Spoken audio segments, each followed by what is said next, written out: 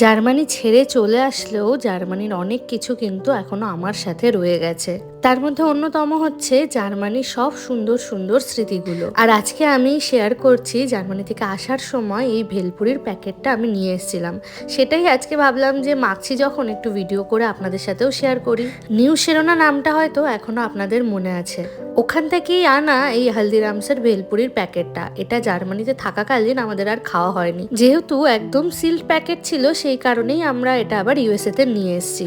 প্যাকেটটার ছবি আমি তুলতে ভুলে গেছি, তবে দাঁড়ান, যদি আমি নেটে কোনো ছবি পাই অবশ্যই প্যাকেটটার ছবি আমি ভিডিওতে অ্যাটাচ করে দেব। এই মুড়ি মাখাটা খেতে জানেন তো ভীষণই সুন্দর হয়। ইন্ডিয়াতেও আশা করি এই প্যাকেটটা আপনারা অ্যাভেলেবেল পেয়ে যাবেন।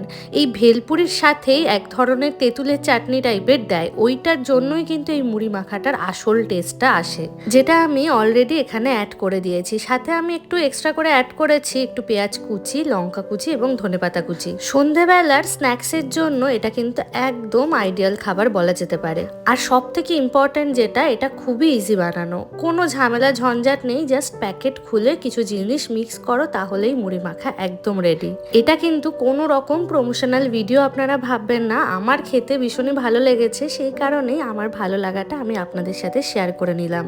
আপনারা অবশ্যই জানাবেন এই ছোট্ট ভিডিওটা আপনাদের কেমন লাগলো।